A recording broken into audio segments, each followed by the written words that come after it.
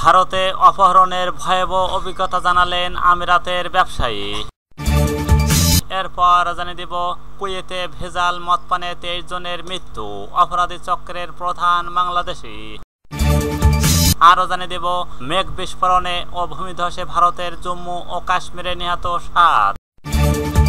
সর্বশেষ জানিয়ে দেব সৌদি আরবে অভিযান চালিয়ে প্রায় 22,000 বিদেশি গ্রেপ্তার।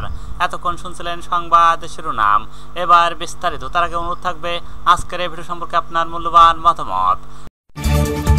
ভারতে অপহরণের ভয়াবহ অভিজ্ঞতা জানালেন আমিরাতের ব্যবসায়ী।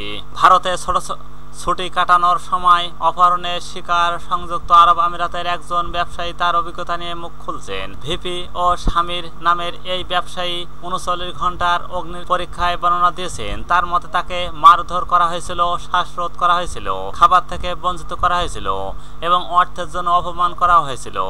ভারত থেকে ফোনে তিনি খালিজ টাইমস বলেন, বন্দী অবস্থায় থাকাকালীন আমি আমার মেয়ে এবং স্ত্রীর কথা ভেবেছিলাম। আমি ভেবেছিলাম আমি আর কখনো তাদের দেখতে পাবো না।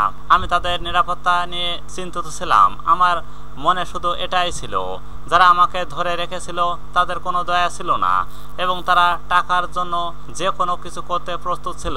আমার প্রিয়জন এবং আমার কর্মীদের প্রার্থনায় আমাকে ফিরিয়ে এনেছিল।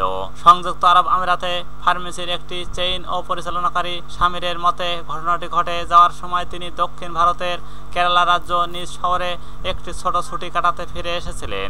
তিনি দাবি করেন অপহরণকারীরা তার ব্যবসায়িক অংশীদারের কাছে মুক্তিপণ দাবি করেছিল এবং তার স্ত্রীকে পুলিশে দায়ের করা অভিযোগে প্রত্যাহার জন্য হুমকি দিয়েছিল। শামীম আরও জানান, মামলাটি বার্সায় অবস্থিত একটি রেস্তোরাঁর সঙ্গে জড়িত বিরোধীদের জের ধরে শুরু হয়েছিল। কুয়েতে ভেজাল মদ পানে 23 জনের মৃত্যু, অপরাধী চক্রের প্রধান বাংলাদেশি। সাম্প্রতিক দিনগুলোতে ভেজাল মদ পানে 23 জনের মৃত্যুর পর কুয়েতে কর্তৃপক্ষ স্থায়ীভাবে তৈরি অ্যালকোহলযুক্ত স্থানীয় পানীয় উৎপাদন বিতরণের অভিযোগে 67 জনকে গ্রেপ্তার করেছে। গ্রেপ্তারকৃত এই অপরাধী চক্রের প্রধান একজন বাংলাদেশি নাগরিক বলে জানিয়েছেন দেশটির স্বরাষ্ট্র মন্ত্রণালয়। রোববার 27 আগস্ট এক প্রতিদিনে বার্তা সংস্থা রয়টার্স এই খবর জানিয়েছেন। কুয়েতে অ্যালকোহলযুক্ত পানীয় আমদানি এবং দেশীয় উৎপাদন নিষিদ্ধ, তবে কিছু কিছু স্থানে গোপনে অবৈধভাবে এগুলো তৈরি করা হয়, বিশেষ করে যেসব এলাকায় তদারকি সুরক্ষার মান কম। বিষয়টি ভোক্তাদের বিষক্রিয়ার ঝুঁকির মুখে ফেলেছে।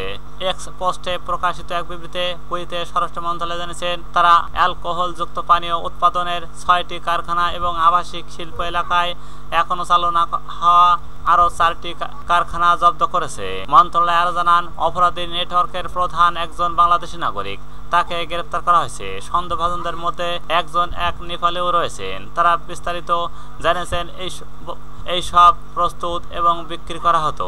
এর আগে বৃহস্পতিবার দেশটির স্বাস্থ্য মন্ত্রণালয় জানিয়েছিল ভেজাল মদ পানের পর মিথানল ও বিষক্রিয়ার ঘটনায় 160 জন অসুস্থ হয়ে পড়েন। এর মধ্যে 23 জন মারা গেছেন, যাদের বেশিরভাগই এশিয়ান নাগরিক।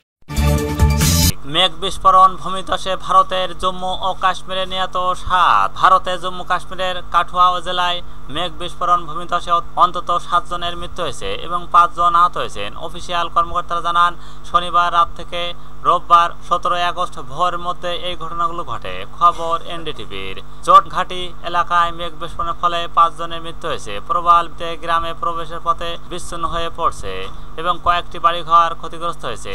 জংলুট এলাকায় বৃষ্টিজনিত ভূমিধসে আরও 2 জন প্রাণ হারিয়েছেন। দুর্যোগ মোকাবেলায় উদ্ধার কাজে অংশ নিয়েছেন সেনাবাহিনী, সঙ্গে মোতায়েন করা হয়েছে হেলিকপ্টারও। নিহতদের পরিবারকে 2 লাখ, গুরুতর আহতদের 1 লাখ, সামান্য আহতের 50,000 রুপি এককালীন আর্থিক সহায়তা ঘোষণা করেছেন জম্মু কাশ্মীরের মুখ্যমন্ত্রী ওমর আবদুল্লাহ। এছাড়া রাজ্য দুর্যোগ প্রতিক্রিয়া বাহিনী থেকেও সহায়তা প্রদান করা হবে।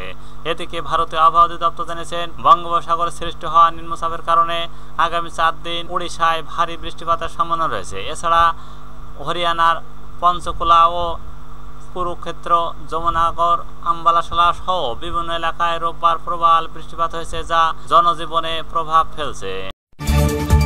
সৌদি আরবে অভিযান চালিয়ে প্রায় 22,000 বিদেশি গ্রেপ্তার। সৌদি আরবে এক সপ্তাহ ব্যাপী অভিযান চালিয়ে 22,000 বিদেশি নাগরিককে গ্রেপ্তার করেছে। কর্তৃপক্ষ জানিয়েছেন আবাসন, সীমান্ত ও শ্রম আইন লঙ্ঘন করায় 21,997 জনকে গ্রেপ্তার করেছে নিরাপত্তা বাহিনী। গালফ নিউজ জানিয়েছে যৌথ অভিযানের লক্ষ্য ছিল অবৈধ বাসিন্দা এবং তাদের সহায়তাকারীদের ধরা।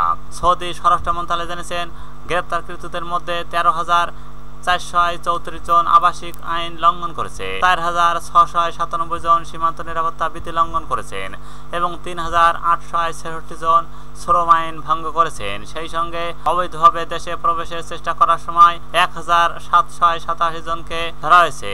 প্রতিবেদন অনুসারে তাদের মধ্যে 35% ইয়েমেনি, 64% ইথিওপিয়ান এবং 1% অন্যান্য দেশের নাগরিক। অবৈধভাবে সৌদি আরব ত্যাগ করার চেষ্টা করার সময় আরো 27 জনকে গ্রেপ্তার করা হয়েছে। গ্রেপ্তারের পাশাপাশি অন্তত 18,149 জন আইন লঙ্ঘনকারীকে ভ্রমণ নথিপত্র সংগ্রহের জন্য তাদের কূটনৈতিক মিশনে পাঠানো হয়েছে। মন্ত্রণালয়ের তথ্য অনুযায়ী এদের মধ্যে এখনো পর্যন্ত 12,861 জনকে দেশে থেকে বহিষ্কার করা হয়েছে। অবৈধ বাসিন্দাদের পরিবহন, আশ্রয়দান এবং নিয়োগের অভিযোগে আরো 18 জনকে গ্রেপ্তার করেছে। সৌদি কর্তৃপক্ষ জানান বর্তমান 25,439 জন প্রবাসী, যার মধ্যে 22,837 জন পুরুষ এবং 2,602 জন নারী রয়েছেন। তাদের বহিষ্কার নিয়মিত কারণের জন্য আইন প্রক্রিয়া চালানো হয়েছে। দেশটির স্বরাষ্ট্র মন্ত্রণালয় সতর্ক করে দিয়েছেন অবৈধ প্রবেশ, সহায়তা, পরিবহন, আবাসন বা অন্যান্য সহায়তা প্রদানকারী যে কোনো আইন লঙ্ঘনকারী 15 বছর পর্যন্ত